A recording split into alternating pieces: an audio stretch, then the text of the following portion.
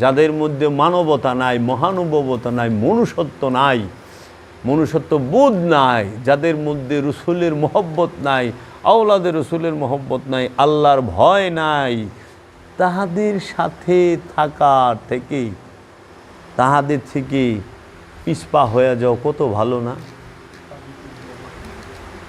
যদি তারা মিম্বরেও থাকে তাও তো এখানে যাবো না, না ওই সংখ্যাটাই তো বেশি। এই যে এই যে রাদিয়াল্লাহু তাআলা আনহু কয় 10ই মুহররমের মাতম বাংলাদেশ থেকে উঠাই দিল। হ্যাঁ হ্যাঁ শুনছা, এইগুলা সব আজগবি শরীফের কথা নাজিল হয়েছে না। ওই যে যেরকম 50 ওয়াক্ত নামাজের কথা কয় না, এটা আজগবি শরীফের হাদিস। এটা আজগবি শরীফ থেকে হুইনে আল্লামা জামাকসুরি তার তাফসিরে কাশফের মধ্যে লিখছে। আবার উনার থেকে হুইনে অন্য মৌলবী সাহেবরা সবাই অনুবাদ তো করণ লাগবো, এতটা দান ছাস কিছু তো কন লাগবো। এর লেগে মেরাজ থেকে আল্লাহ 50 ওয়াক্ত নামাজ নিয়ে এসেছেন। দলিল কোথায়? আজগবি শরীফ থেকে আনা, আজগবি শরীফ থেকে শুনে আল্লামা জামাকসুরি তিনি ছিলেন মুতাজিলা ফিরকার অনুসারী। আজগবি শরীফ থেকে আল্লামা জামাকসুরি শুনে তিনি এইটা তার তাফসিরে কাশফের মধ্যে লিখেছেন। আর ওইখান থেকে এই গোলাপি ওহাবি সুন্নি মৌলবী, গোলাপি ওহাবি পীর সাহেবগণ কানে হাত দিয়া 5 ওয়াক্ত নামাজের এই 50 ওয়াক্তের কাহিনীকে 5 ওয়াক্তে আইনা শেষ করে। কিন্তু কোরআনে দায়মি সালাতের কথা আছে স্পষ্টভাবে। সূরা মারেজের 23 নম্বর আয়াতে, 70 নম্বর সূরা মারেজের 23 নম্বর আয়াতে সেইটাকে সম্পূর্ণ অস্বীকার করে। কারণ মেরাজে যায়া কোনোদিন আল্লাহ নামাজ দেয় না। নামাজ তো জান্নাতেই নাই, লা মুকামে নামাজের চিন্তা থাকেনি। এই মিয়া, জান্নাতে নামাজ আছে? জান্নাতে নামাজ পড়বো কেউ? জান্নাতে মসজিদ আছে? যে মসজিদ নাই, আজান নাই, আকামাত নাই, জান্নাতে নামাজ নাই, আর তুমি মিয়া লা মুকামে আল্লাহ বইয়া রইছি। এই আল্লাহ লা মুকাম থেকে মহানবী আর আল্লাহ প্রিয় প্রিয়তমা আশেক মাসুক, হ্যাঁ আল্লাহ তার হাবিব দুইজনের মিলন হচ্ছে এই জায়গায় বান্দার নামাজ। নামাজ আরে এত সময় আছে রে, নামাজ লয়ে বলে আইছে। আবার মুসা 5 আসমানে স্টপিস ঠেকায়া পারবে না, পারবে না ও রসুল, পারবে না। আমার উম্মতেরা এত শক্তিশালী ছিল, এত বড় বড় কমলা খাইছে, এক উঠে এক কমলা লইয়া শুইয়া পড়িত। সেই উম্মত আমার, তারা পারে নাই। আপনার উম্মত তো আরও দুর্বল। জাবের দুর্বল, গোলাম রসুল দুর্বল, আলামিন দুর্বল, শাহিন দুর্বল, ওরা পারবে না, কমাইয়া লইয়া যান। তখন আবার ঠিকই তো কইছেন, তখন আবার যাইতে বুরাক লাগে নাই। গেল তো মেরাজে বুরাকি, তাই না, রব রবে। কিন্তু যখন 5ম আসমানে আইতে সময় ঠেকে গেছে, মুসা নবী যখন দিল উপদেশ সংশোধন করার লেগে, ওই সময় কিন্তু আবার বুরাক লয়ে যায় নাই। আবার চলে গেলেন। কিভাবে গেলেন হুজুর? কই তাহা তো হুজুরে লেখে নাই। কিভাবে যে গেলেন তাহা হুজুরে লেখে নাই। যাক গিয়াছেন, আল্লাহ বললেন কেন এসেছেন হাবিব? আল্লাহ গো পারবো না, পারবো না। যান 5 ওয়াক্ত কমাই দিলাম, মানে দর কষাকষি চলতেছে।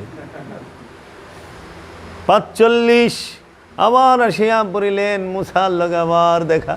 আচ্ছা, কেউ লোকে দেখা হয় না, উনার লগে খালি দেখা হয়। 9 বার দেখা হয়েছে হার লগে, আর কেউ লগে দেখা হয় নাই। একবার চিন্তা করছ ইহুদিরা সূক্ষ্মভাবে আল্লাহর রসুলকে কেমনে ছোট করছে?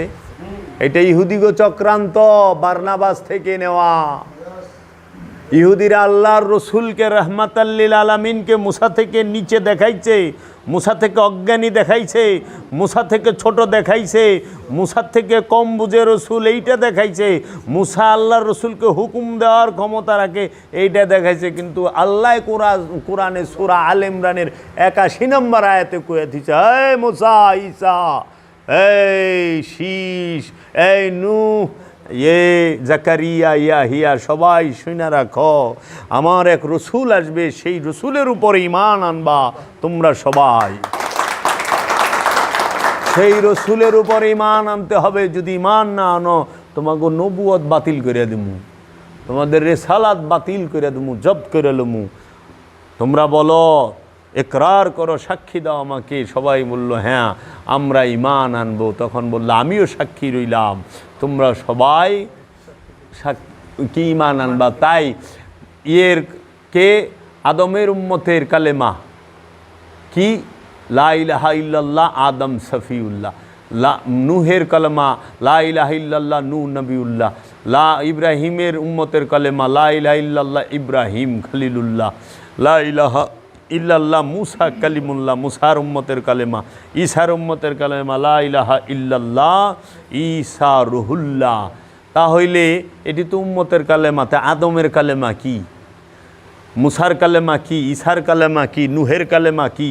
এরা কোন কালেমা পড়ছে? আদম আলাইহিসসালাম কোন কালেমা পড়ছে? শীষ আলাইহিসসালাম কোন কালেমা পড়ছে? নূহ আলাইহিসসালাম কোন কালেমা পড়ছে? ইয়াকুব আলাইহিসসালাম কোন কালেমা পড়ছে? ইউসুফ আলাইহিসসালাম কোন কালেমা পড়ছে? ইব্রাহিম আলাইহিসসালাম কোন কালেমা পড়ছে? ইসমাইল আলাইহিসসালাম কোন কালেমা পড়ছে? দানিয়াল আলাইহিসসালাম কোন কালেমা পড়ছে? জুলকারনাইন কোন কালেমা পড়ছে? দাউদ আলাইহিসসালাম কোন কালেমা পড়ছে? শুআয়ব আলাইহিসসালাম কোন কালেমা পড়ছে? সুলাইমান আলাইহিসসালাম কোন কালেমা পড়ছে? মুসা কোন কালেমা পড়ছে? ঈসা কোন কালেমা পড়ছে? তারা সবাই পড়ছে লা ইলাহা ইল্লাল্লাহু মুহাম্মদ রাসূলুল্লাহ সাল্লাল্লাহু আলাইহি ওয়াসাল্লাম। সমস্ত নবীর কালেমা হইল এইটা। নবীর কালেমা হইল লা ইলাহা ইল্লাল্লাহ মুহাম্মদ রাসূলুল্লাহ। উম্মতের কালেমা হইল কি, লা ইলাহা ইল্লাল্লাহ নূহ নবিউল্লাহ। তা আমরা সেই নবীর উম্মত। আর আমার দয়াল রসুলকে, আমার দয়ালের রসুলের আওলাদকে এই ইহুদির এবং এই বারনাবাসের যারা আছে, এই খ্রিস্টানেরা, এরা সবাই চক্রান্ত কইরা মুসারে দিয়া আল্লাহর রসুলের উপদেশ দেওয়া। আরে আল্লাহর রসুলরে দেখলে তাজিম করতে হবে। মুসা খারায় যাইব, ঈসা খারায় যাইব, উপদেশ দেওয়া পারবো না। জান কামাইলেন আল্লাহ রব্বুল আলামিন, গেলেন আবার 45 থেকে 40, 40 থেকে 35, 35 থেকে 30, 30 থেকে 25, 25 থেকে 20, 20 থেকে 15, 15 থেকে 10, 10 থেকে 5 করাইয়া 9 বার সংশোধন করাইলেন। আল্লাহকে বানাইলেন সংশোধনবাদী, আর মুসাকে বানাইলেন তিনি উপদেষ্টা, আর আল্লাহর রসুল হইল যায়া সংশোধন করার জন্য সুপারিশকারী। নওজুম আমার রহমাতাল্লিল আলামিন মেরাজে যায় নামাজ আনছে। হ্যাঁ, মেরাজ কি নামাজ আননের লেগে? আসসালাতু মেরাজুল মুমিনিন, সালাত হচ্ছে মুমিনের জন্য মেরাজ। আচ্ছা দেহ তো, রসুল নামাজ পড়ে মেরাজে গেছে না মেরাজে যায় নামাজ আনছে? মৌলবী সাহেব, রসুল তো মেরাজে যায় নামাজ আনছে। আপনাকে কথা, আমার কথা না, আপনাদের কথা। রসুল মেরাজে যায় নামাজ আনছে।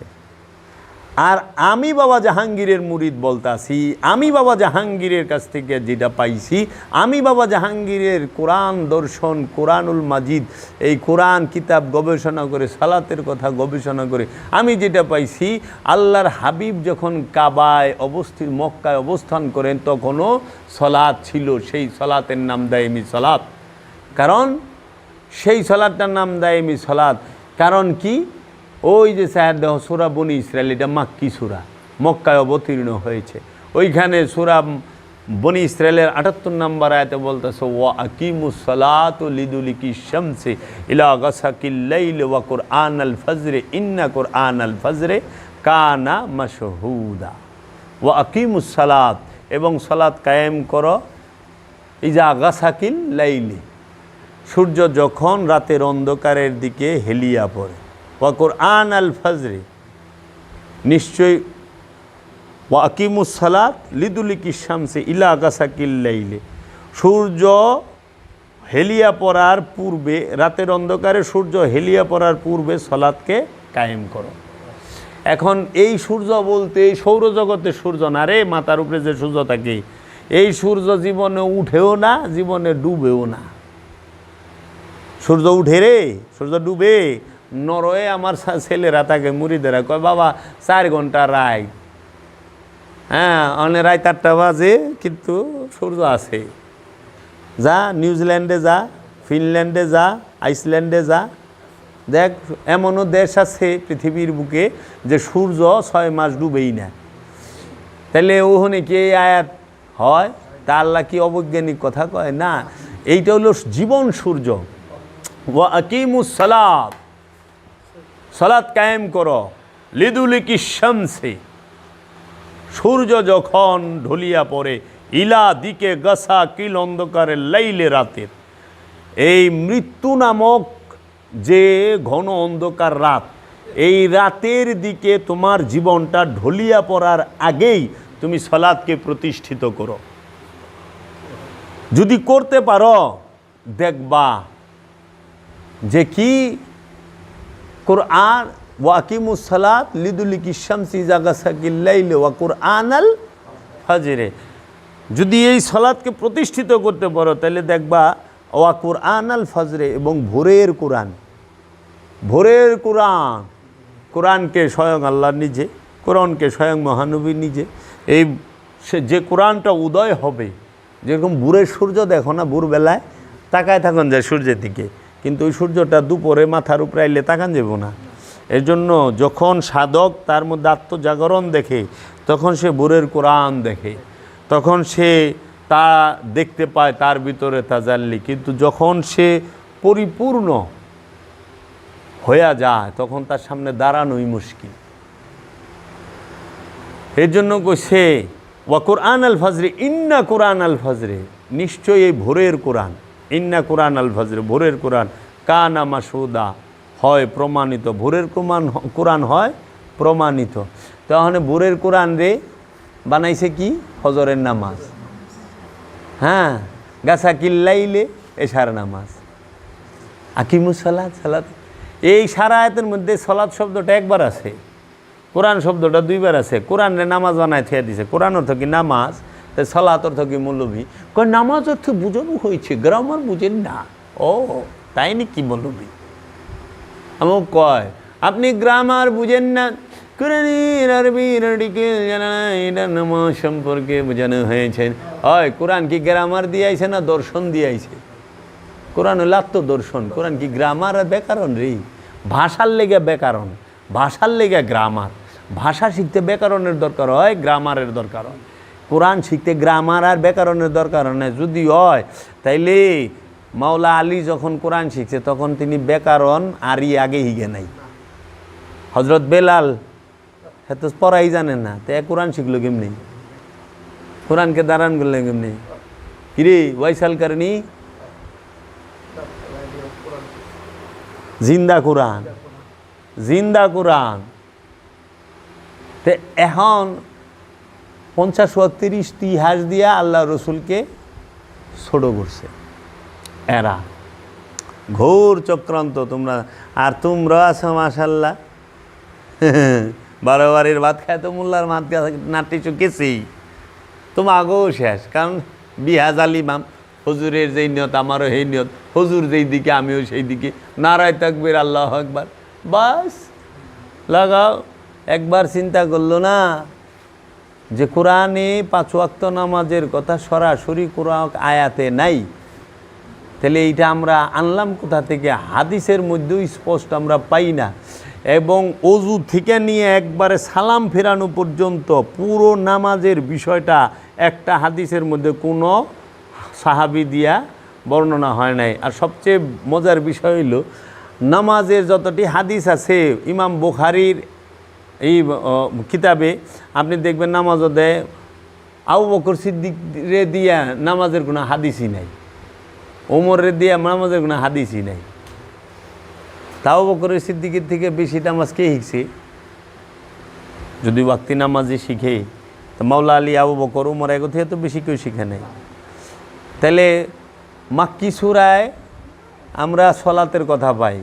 সূরা মারিস 23 নম্বর আয়াতে আল্লাযিনা হুম আলা সালাতিহিম দায়িমুন, তারাই মুসল্লি যারা দায়মি সলাতে দণ্ডায়মান, সর্বক্ষণ সলাতে দণ্ডায়মান। সর্বক্ষণ যারা সলাতে যুক্ত, মানে সর্বক্ষণ যারা রসুলের সাথে যুক্ত, সর্বক্ষণ যারা আল্লাহর সাথে যুক্ত, তারাই মুসল্লি। মানে মুসল্লি আরবি শব্দ, মুসল্লির বাংলা হইল যোগী। হিন্দুর গন্ধ হয় না, একটু শুদ্ধ ভাষা করলে সাধক, কিন্তু মুসল্লির বাংলা হইল যোগী। ইন্ডিয়ান হিন্দি ভাষা বলে যোগী, মানে আল্লাহর সাথে পরমের সাথে জীব যুগ হওয়ার চেষ্টা, যুগের কয় ওরা যোগ, এই যুগ হওয়ার চেষ্টায় আছে, এর জন্য সলাৎ করতে আছে, বুঝছ? তাহলে এই নামাজের কথাটা দায়মিরে অস্বীকারী করলো। দায়মি সলাৎ লইয়া তার প্রয়োগ পদ্ধতি সকল কোরআনে আছে, কিন্তু কয় না, বুঝেই না কেন? আর যারা বুঝছে হ্যাঁ কিনা লইছে ও হাবিরে, দূর এত কথা কয়ে কী করবেন? টেকা লন, গাড়ি লন, বাড়ি লন, কথা কেন না, আমাকেও কথা কন। ফেললে যে খালি জান্নাতের ফ্যাসিলিটি কয়, কিন্তু জান্নাতে যে জামু কেমনে, শয়তান খেদামু কেমনে, হেই ডার কয় না। জান্নাতে কী খাবে এটা তো পরের বিষয়, শয়তান খেদামু কেমনে হেটা আগে কন।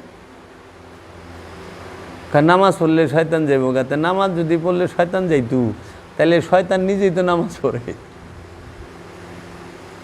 আল্লাহকে স্মরণ করে না শয়তান, আল্লাহ জিকির করে না শয়তান।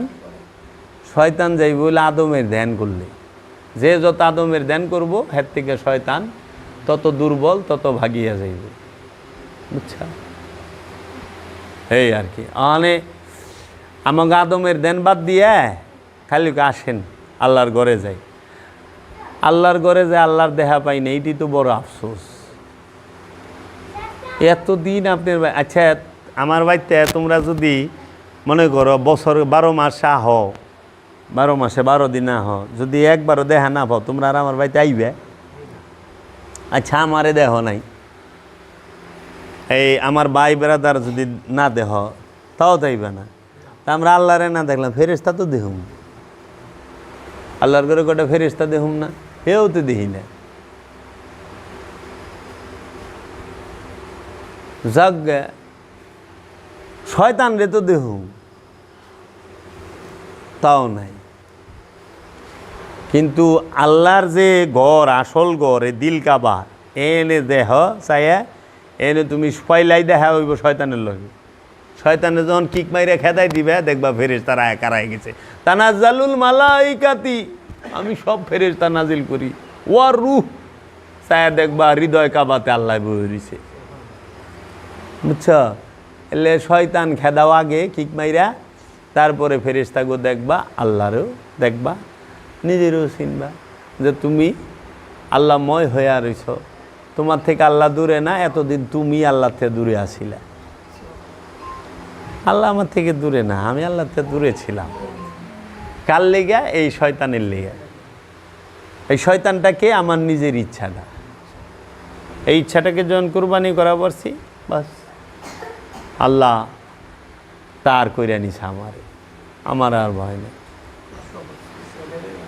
এই জন্য লটকানো রে ঝুলাইয়া ঝুলাইয়া রে টাঙ্গাইয়া টাঙ্গাইয়া রে মারিয়া ভালাইয়াছে, মানে কত যে পেশায়ারা।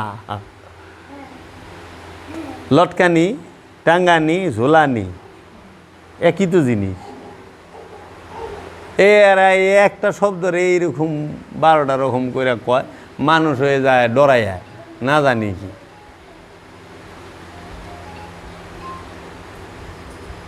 কাজেই 5 ওয়াক্ত নামাজের দলিল আল্লামা জামাকশুরির তাফসিরে কাশফ ছাড়া এর আগে কেউর কাছ থেকে পাওয়া যায় না।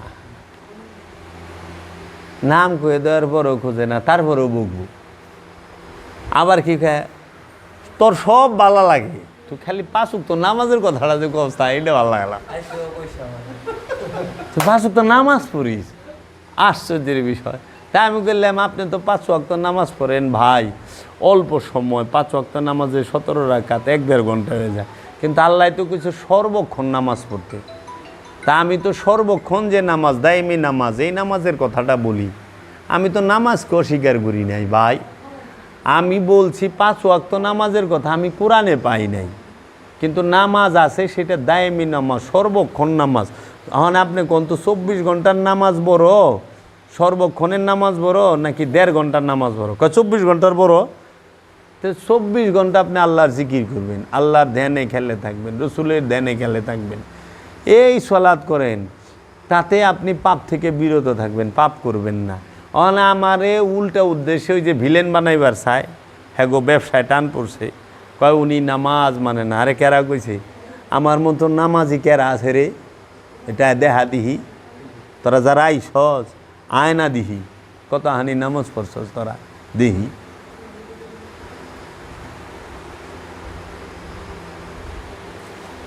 সলাৎ নিয়ে আমাদের কোনো মতভেদ নাই আমাদের কথা হইল যে আমি কোরআন মাজিদে পাইছি দায়মির কথা আমাদের মতভেদ হইল দায়মি আর ওয়াক্তি লইয়া আনুষ্ঠানিক নামাজ আর হাকিকি নামাজ এইটা লইয়া হইল মতভেদ আমি তো নামাজ পড়তে কাউরে বারণ করি না উল্টা আমি আমার মুরিদ গো কই সর্বক্ষণ সলাতে থাকবি এই সর্বক্ষণ সালাতে থাকা কষ্ট থেকে অনেকে বই বাইগেও যায় যে 5 ওয়াক্ত বালা 5 ওয়াক্ত হইলে একদম নর্মাল হাবা গুবা মানুষ এরা ঠিক থাকবে না কিন্তু যারা নিজেকে চিনতে চায় যারা রবের পরিচয় জানতে চায় যারা আত্মশুদ্ধি করতে চায় তাদের দায়মি সলাতের বিকল্প নাই এর জন্য সলাৎ ছাড়া কেউ জান্নাতে যাইতে পারবে না সলাৎ ছাড়া কেউ আত্মশুদ্ধি লাভ করতে পারবে না সলাৎ ছাড়া কেউ নিজেকে ভালো মানুষ রূপে গণ্য করতে পারবে না অনরা কি হুজুরে নামাজ মানে না আমি নামাজ মানি না বলে এই যে এতক্ষণ বড় কথা কইতেছি কি কইতেছি আমার কথা শুনে এই যে এতক্ষণ শুনলো এমন কোনো মার বেটা আছে যে খারাপ পথে যাইব রে ডাকাইদের ভালো হয়ে যাওয়া লাগবো এতে ভাঙ্গা আবার কয় কেমনে তোমরা হার আগে আমি যা কইছি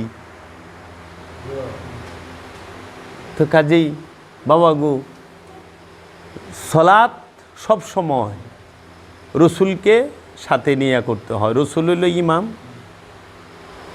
তুমি হইল মুসল্লি দেখো না মসজিদে ইমাম রে সাথে লয়ে করো না ইমাম আগে যা করো তুমিও তাই করো তখনে কোরআনে কইতেছে সূরা বনী ইসরাইলের 91 নম্বর আয়াতে আমি কিয়ামত দিবসে অনেক রাতে গেছে আমি কিয়ামত দিবসে প্রত্যেক নফসকে তার ইমাম সহ ডাকুম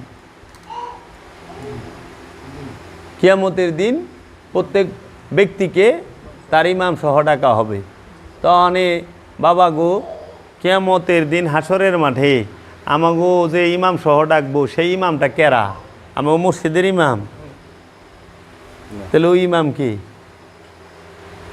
তখন সোজা একটা উত্তর দেয় আমাদের ইমাম মহানবী সাল্লাল্লাহু আলাইহি সাল্লাম আচ্ছা ঠিক আছে তাহলে কোরআনের এই আয়াতের কী করবেন আমি প্রত্যেক জাতিতে প্রত্যেক ভাষায় আমার রসুল প্রেরণ করেছি আমার নিদর্শনসমূহ বর্ণনা করার জন্য তাহলে মহানবী কইবা আরবি আমি তো কমো বাংলা আরবি তো আমি বুঝুমো না যদি আমারে ডাকে তালিয়া যাবে রোহ জান্নাত মোতালিবা করে খারাপ আমার যে একটা ফুল আছে তাল রো জান্নাত হ্যাঁ